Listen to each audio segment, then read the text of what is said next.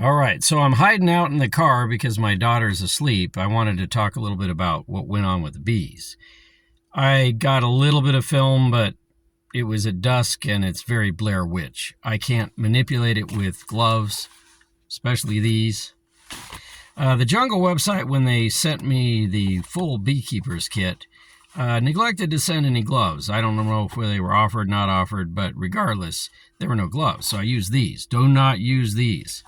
They can sting you on that little fabric panel. At least they did once. Maybe somebody just had an extra long stinger. I can relate. So,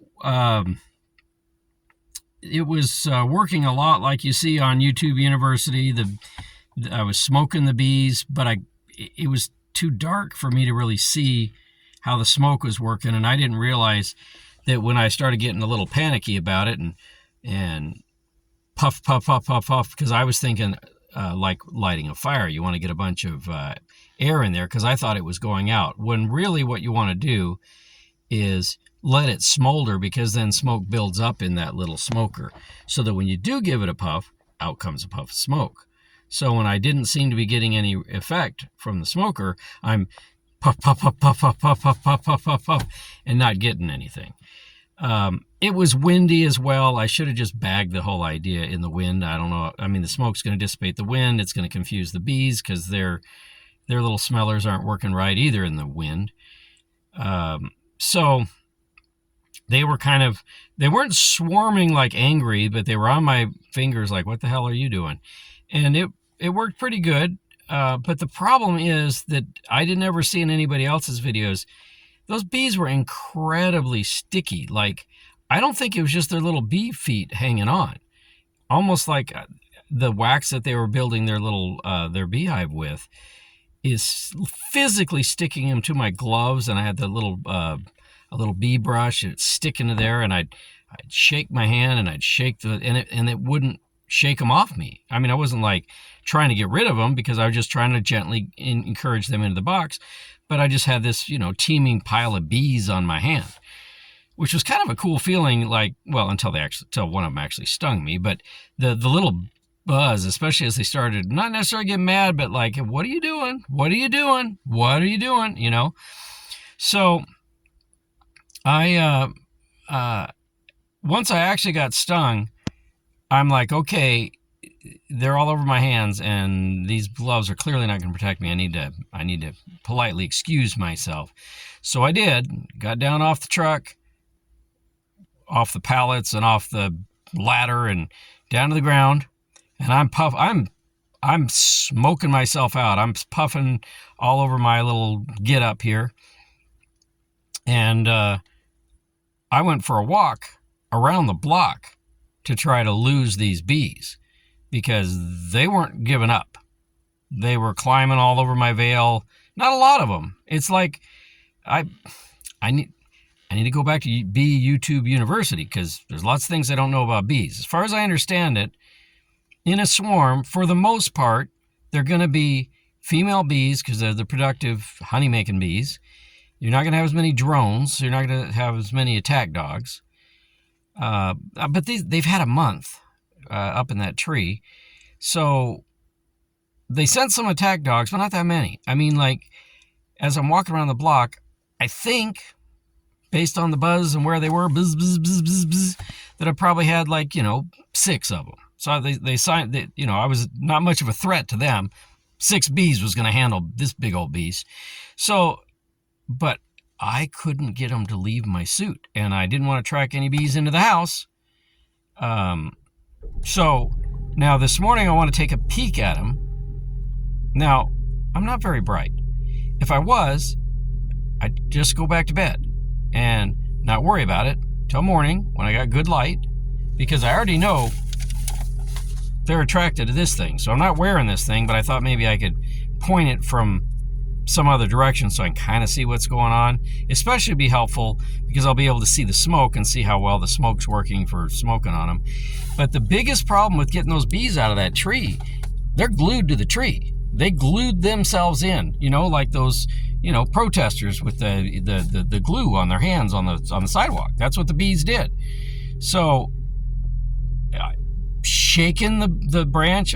First of all, the branch they're on, they're better engineers than you give them credit for. The branch that they're on is pretty rigid, and I can't really shake it, which I was surprised. I thought I could shake it, but I can't really. And I don't know that they'd fall off anyway, because like I was saying, they're sticky bees. I've got a hive of sticky bees, which would be wonderful if that's because it was honey, but I don't think so. There might be some honey in there. So I tried breaking off comb. Now that little piece of comb that broke off and fell to the ground that I did a little science talk with my daughter with, was dry. Not, it wasn't sticky or. But as I tried to peel off pieces of this natural comb, it wasn't coming. And I got a couple of pieces off. Finally, I got a big chunk. That did not make them happy at all. They put a lot of work into those little bee condominiums, and they were not happy at all about having their construction disturbed. I mean, it's their home. I understand.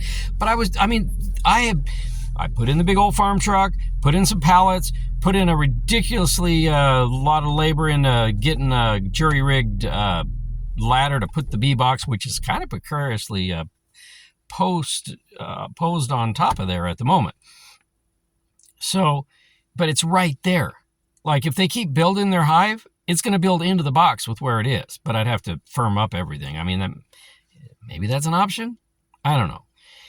So there's a little tool that comes in the bee box. I don't know what it's called. It's like a little knife, little scritcher thing, And I think it's for when you are taking full frames out of the beehive, and they're stuck together, by the wax and the honey and whatnot, and you just kind of cut it. And I'm thinking that's what I need to do with the beehive. Now I don't know if they're going to be more angry about being disturbed at night or less angry, but if I can't get them into the box with peeling these bits of comb off, then I'm kind of thinking about taking a chainsaw to the branch they're on and dumping them in a great big cardboard box, and then reevaluating my life choices after that. Because the sunk time and sunk cost fallacy here is in full effect. There's a little work incentive this week, and I'm blowing it off because I want my free honey. So my $160 honey is now, I'm probably going to miss about a $335 bonus Monday through Thursday, plus whatever I would have earned. And I keep depleting my bank account faster than I'm expecting. The problem with not working is you got time to spend money on stuff.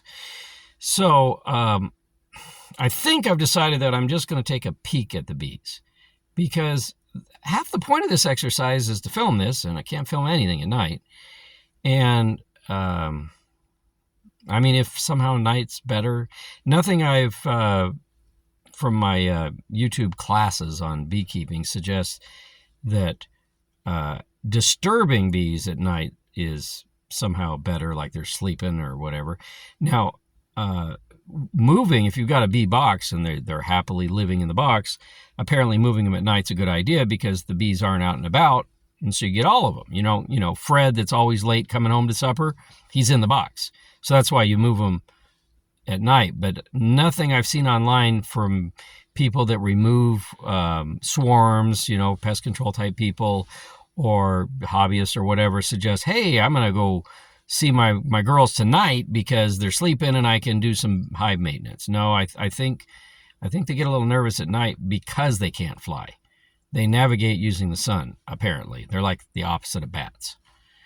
So, which is good because the bats would probably eat them if they were nocturnal. So it all kind of works out when you think about it.